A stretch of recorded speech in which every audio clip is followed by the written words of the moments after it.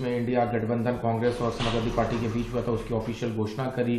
17 सीटों पे कांग्रेस और 63 पे समाजवादी पार्टी कैंडिडेट तय करने वाली है। किस तरह से देखते हैं, कितना फ्रूटफुल रहने वाला है उत्तर प्रदेश के पॉलिटिकल सिनारियों में? देखिए, कल जो घोषणा हुई है, निसंदेह हम लोग इंडिया का हिस्सा थे तो उसको थोड़ी धार मिलेगी। और रही बात ये कि आगे गठबंधन में कौन रहेगा कौन नहीं रहेगा, तो इस पे तो माननीय अखिलेश यादव जी के पास ही पहले भी ये उनके पास अधिकार सुरक्षित थे कि कौन इस गठबंधन का हिस्सा होगा कौन नहीं होगा। और अभी भी मेरा ये मानना है कि अभी भी उन्हीं के पास ये अधिकार सुरक्षित है कि कौन आगे इसमें और एड ऑन होगा। क्या लगता है कितना इम्पोर्टेंट रहने वाला है ये अलायंस क्या, और क्या ये अलायंस बीजेपी से टक्कर ले पाएगा? क्योंकि भारतीय जनता पार्टी का अभी से निसंदेह सीटें आ रही हैं। देखिए, अगर 80 में 80 उन्हीं की आ रही है तो फिर चुनाव में जाना ही क्यों?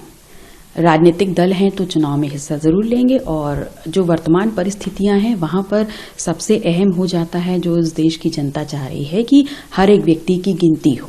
जातिवार जनगणना सबसे अहम सवाल होगा जो इस वक्त एनडीए इंडिया की तरफ से फेस करेगा।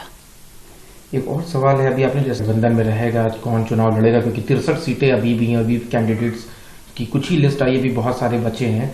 आपका क्या है, क्योंकि being alliance of Samajwadi party आपने 2022 में चुनाव साथ लड़ा, उससे पहले भी आप साथ में थी, तो अभी का क्या पॉलिटिकल सिनारियो रहने वाला है? देखिए, 2022 में भी हमारे गठबंधन का नेतृत्व माननीय अखिलेश यादव जी कर रहे थे। उस वक्त भी उन्हीं के पास ये अधिकार था कि हम उनके गठबंधन में होंगे या नहीं होंगे। तो हम आज भी ये मानते हैं कि आज भी वो हमारे बड़े भाई की जगह पर हैं और आज भी उन्हीं के पास ये अधिकार सुरक्षित है कि गठबंधन में हम होंगे तो कितनी हमारी ताकत होगी और क्या हमारी जिम्मेदारियां होंगी, ये सब अधिकार उनके पास ही निहित हैं। तो क्या अभी आपके अखिलेश जी से लोकसभा को लेकर बात हुई है?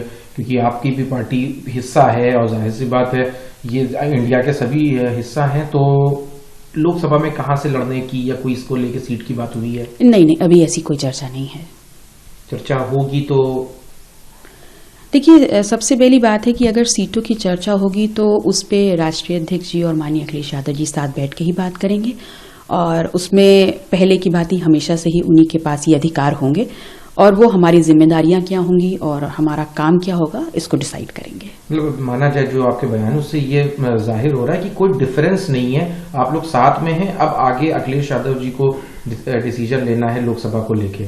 हाँ, हम पहले भी साथ में थे, आज भी हम साथ में हैं और गठबंधन में हैं और वो हमारा नेतृत्व कर चुके हैं 2022 में। तो जैसा भी जो भी काम हमारे लिए वो समझेंगे, ये सारे अधिकार उनके पास हैं।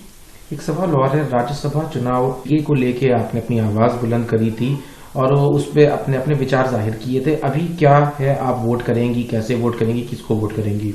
देखिए, मुझसे पीडीए अलग नहीं है, मैं पीडीए हूँ और पीडीए दीवार पे लिखा हुआ कोई स्लोगन नहीं है, ये जन भावना है और उस जन भावना को उसके प्रति हम प्रतिबद्ध हैं। तो जब मैं पीडीए हूं तो पीडीए से अलग कैसे होना है? तो आप किसको वोट करेंगी? मैं अपनी बात पे आज भी अडिग हूँ। आप पीडीए का, अगर पीडीए की आपने बात करी थी शुरुआत में तो आपने बताया था उसमें एक जो रामजी सुमन हैं वो भी पीडीए से आते हैं, तो क्या आपका वोट उनको जाएगा या बीजेपी के कैंडिडेट्स को जाएगा? जिस दिन वोट करने जाएंगे उस दिन देखिएगा।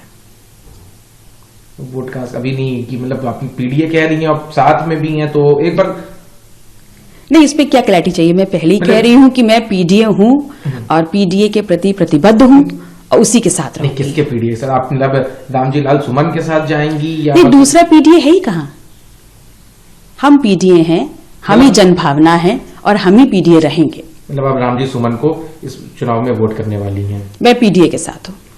यही माना जाए आप ऐसे? पीडीए के साथ हूँ। आप पीडीए के साथ है, मतलब समाजवादी पार्टी के साथ, क्योंकि आप सब लोगों ने साथ मिलके पीडीए का नारा दिया था। आप भी अलग नहीं है, आप सब लोगों ने साथ मिलके इसका आह्वान किया था।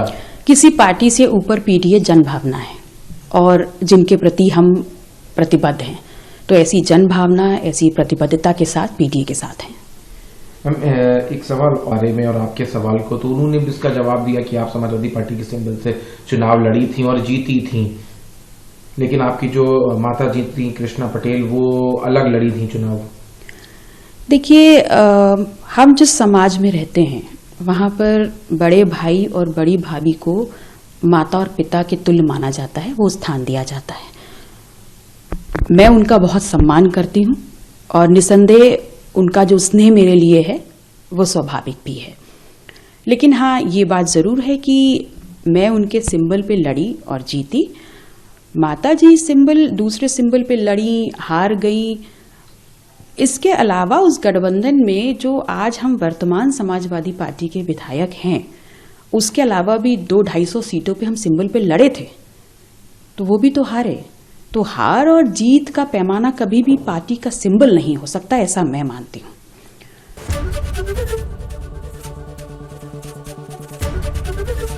एबीपी गंगा, खबर आपकी, जुबान आपकी।